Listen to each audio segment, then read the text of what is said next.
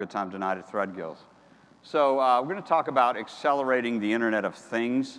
I am the head of strategy, M&A and ventures. Obviously, the NXP deal is something that our team led. We're very excited about that, and we'll be tying that into our presentation this morning. So what is Qualcomm? A lot of you know us as the company that makes your phone work. And that's been true for the last 30 years. But when you combine us with NXP, and you look at our combined capabilities, while we spent the last 30 years interconnecting people, we're going to spend the next 30 years interconnecting their things. And we'll get into more detail on that as we go through the slide deck. But bottom line, Qualcomm, the thing about Qualcomm is we understand two things very well. We understand communication systems. We can talk to any radio anywhere in the world. We can reach it. And we understand SoCs.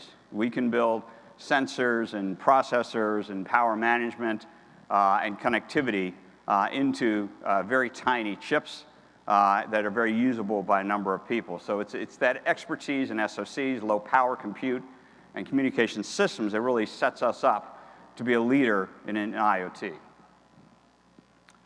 We see this as emerging megatrend, and we look at what's coming with IoT. Autonomous vehicles are part of that. When you think about this hyper-connected world, we see this as potentially adding trillions to our economies in the future. And some of this is basic stuff. Some of this is things like asset utilization. You think about when you're driving down the road, you're going past a meridian, and it's got the sprinklers on, and it's raining out. That's an inefficient use of water, right? There's one example. You think about autonomous vehicles and intelligent transportation. You save a lot of money in fuel. When you look at that, how you manage your house. We're early in this process, but there's significant benefits from it as we get better at doing this. And as I said, we look at this. You look at things like, wrong one. You look at the home, clearly efficiencies in the home, in vehicles, in cities, just how you manage the power grid in a city, how you manage the infrastructure, the flow of traffic. We see this as these efficiencies as being quite significant over time, and we expect this to over the 2025, 2030 timeframe, as we get to the software and the systems really honed, really see some significant benefits to our global economy from IoT. So the key elements that I mentioned earlier for IoT transformation, obviously connectivity. It's going to be a variety of radios. It's going to be very low power radios through narrowband IoT and LTE-M. Intelligence, obviously the sensors, use of AI. We're expanding our investment in AI at Qualcomm to make our sensors and our systems more sophisticated, to be able to understand complex problems and help solve those. And obviously everything being interconnected. The other thing that we get with NXP is security. We had some of our own security capabilities already, but we really see security as a key enabler. You're not going to have successful deployment of IoT if people aren't comfortable that the devices they're enabling are secured. So it's very important that we get this right, and that's one of the things we're excited about with regard to that to NXP. LTE is something we look at as a significant opportunity in IoT. Why? Because it simply works. One of the things I would note is I have an iPad with LTE on it. And previous iPad had just Wi-Fi on it. So when I get to airports, I was always booting it up and then trying to find a hotspot and connecting to it. And that was always a process. Now I just turn it on. Now, sometimes I'll forget to download stuff, and we're taxiing, and I'll turn it on, get my file downloaded, and away we go. The nice thing about mobile connectivity is it works, it's robust, it's secure, you can authenticate easily with it. We find that LTE could be a very compelling use case. The issue is going to be that we need to get price points down. We understand that. We know that in order to get broader adoption, the price points for NB IoT and LTE-M need to come down, and we're working to drive that. 5G. One of the other things key about what's coming in IoT is really 5G, and there's two things about 5G that I think are very important to note. One, obviously, is its ability to handle multiple types of traffic simultaneously. You might be dealing with low latency, low bandwidth, high latency, low bandwidth, and the inverse of that. And it's not easy to put those, these are disparate traffic patterns, and you're trying to put them into the same system. But with 5G, we're able to do that. So you can really scale out and manage billions of connections on 5G. The other thing people don't tend to think about that's very important is latency. It's super low latency with 5G. And not only does it enable interesting radio architectures longer term, but it also allows you to have that instant response. So when you hit a button, something happens, and it happens right away. And that matters for, it could be simple things like I want to turn the lights on in my house, and when I do that, I want it to respond quickly. Something like that, but also very important in things like ADAS. So, latency is not something people think a lot about, but in 5G, it's a key driver. As a matter of fact, we recently introduced for 4G LTE, ultra-low latency, and that's coming in the next year and a half. We announced it at Mobile World Congress last month.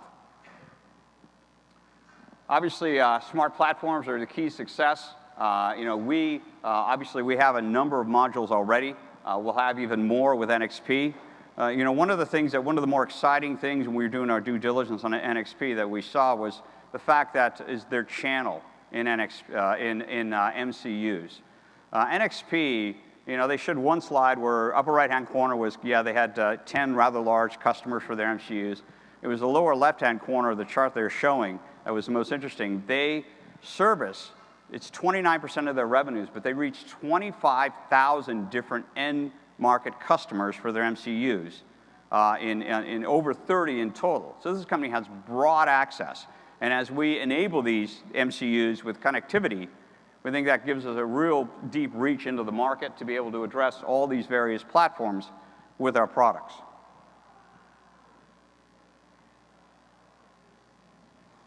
And obviously, as I said earlier, security is paramount. You can't have people hacking baby cams. You can't have cars getting hacked. Security is it's enabling technology. We look at security as important as connectivity to enabling a successful deployment of IoT. And here's one of the things to just show is just the number of companies that we're working with. We expect this chart with that merger to grow significantly or exponentially. That's one of the things I'd highlight is that since we've announced that we're merging with NXP, we've had a number of conversations with companies. In industrial IoT, we've talked with, you name the large company, whether it's Rockwell or Bosch or GE. They want to engage us because they know we know how to reach any radio anywhere. We know complex systems.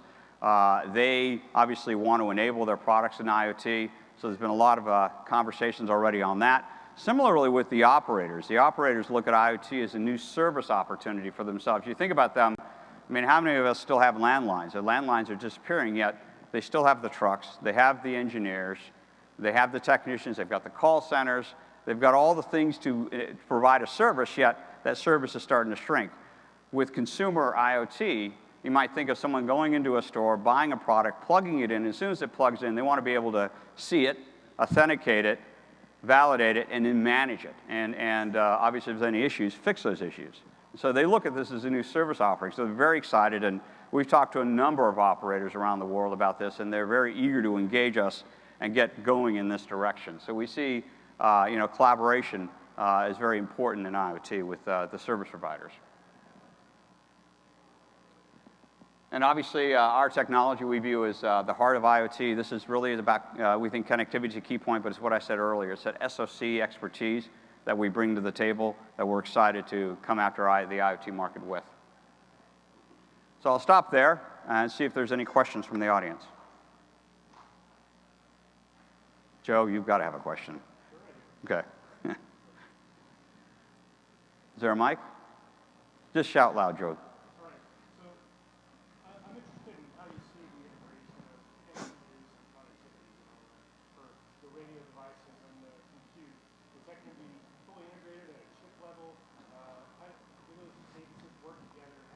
Yeah, the question is, how do we see, the combination of MCUs and radios? Do you see that as two pieces, or do we see that as integrated? We see that as integrated. The only way we're going to get the cost down, and we're talking about sub $5 price points in terms of LTE, but you're looking at, very low cost. In order to do that, we've got to integrate. And it's essentially, you look at what we did in smartphones, we're going to have to drive this down in LTE as it is. We just announced the 200. as an example, Snapdragon 200, which is for feature phones. People think, what are you doing with a Snapdragon for feature phones? Well, this enables essentially a very complex feature phone with apps and all those smartphone-like capabilities for $50. That allows in a market right now, and that's LTE enabled. This is a market that previously was only GSM, maybe 3G, certainly not 4G. But it was that integration that allowed us to drive that price point to that level. So we view that as crucial. Another question.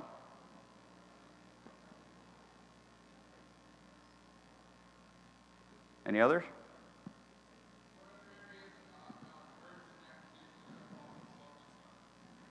Mergers and acquisitions.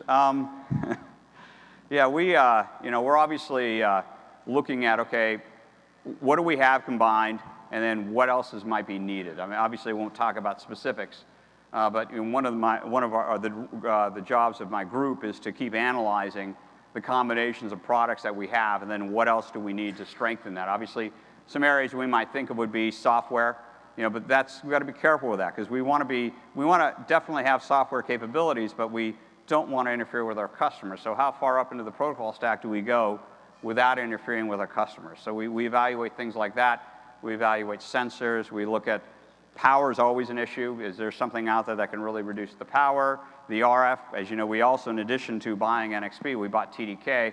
So now we've got all the front-end capabilities. We've got switches, filters, we've got gas PAs, we've got all the front-end capabilities to drive a complete RFFE, and that's going to be crucial in terms of driving the cost down again. I know it's something important to you, Joe. So, so we're looking at that. And now, is there a technology that can really build a good filter, or is there a technology for a switch? We'll look at those things. AI is important to us. So there's a variety of areas. And then automotive, same thing. We've got a lot to do there. So, we are not lacking in things to do. We got Liz Gasser, one of my head of my corporate strategy here, and she's very busy. And it's like it's like not a lack of assignments out there for things to look at right now. Yes, sir. What's the role of multiplier in IoT? We look at that as enabling. Again, the thing about LTE, and obviously, yes, do we have a bias? Yes, we're Qualcomm. Okay, but LTE is a more robust, more efficient radio than Wi-Fi. Wi-Fi was designed, a while back. It's getting better. But when you look at authentication, you look at reliability, you look at manageability, you look at the reach of LTE, you can hand it off. You can't, Wi-Fi doesn't really hand off. I use Wi-Fi. I know how, it's limited in range. We view multiplier as crucial because it combines the use of unlicensed spectrum with the LTE radio. So we find that very appealing, and we certainly, I think Neville's here, and he'll probably talk about that. Neville works in our small cell group. He'll probably talk about that in his panel. Sir? Yes. I think one of the things we look at with security is AI. In other words, like we have something called Zeroth, which really has some of that capability, and it's in our Snapdragons. Zeroth will look at, it sits on a phone. It's actually enabled in the Snapdragon. Samsung and Apple have not enabled it, but a number of the Chinese vendors. It sits on your phone, and it just monitors all your apps. And it looks for odd behavior, like your camera's taking pictures and you don't have the camera on. Or it's sending text and you're not typing into the keyboard. You're not doing anything. So it looks for those unusual behaviors, flags them to the user and says, this app is doing this. You want to uninstall it. You click a button and it uninstalls it. So that's just an example of how you might use AI in security. So we certainly see that as a key, because it's not just about detecting threats, it's about eliminating them once you've done that. And it's for looking for abnormalities in the system and identifying them. And we're not just, we're talking to Cisco, we're talking to Palo Alto, we're not just doing this on our own. I think authentication in general is very crucial. I think if you don't, again, if you look at the service providers, they're only going to want to manage authenticated devices on their network. So yeah, I think that's going to be important. I think I have time. One more? Okay, one more question. How about LoRa versus NB-IoT? What's that? LoRa versus NB-IoT. I'm not as familiar on that topic, so I don't want to answer a question where I'm not going to give you a good answer. One more?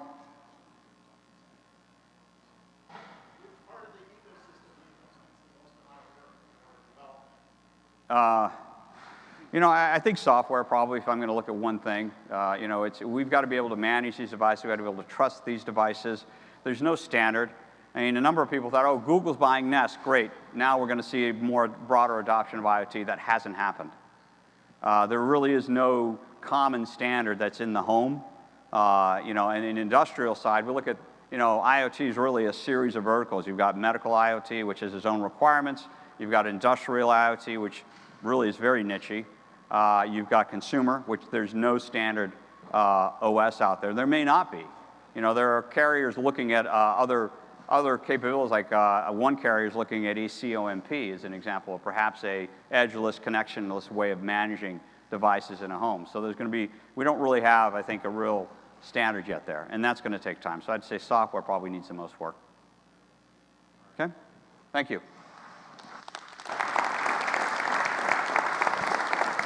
All right, well, thank you for the presentation, Brian, and now please keep it going for Carlo Roddy, who is the Director of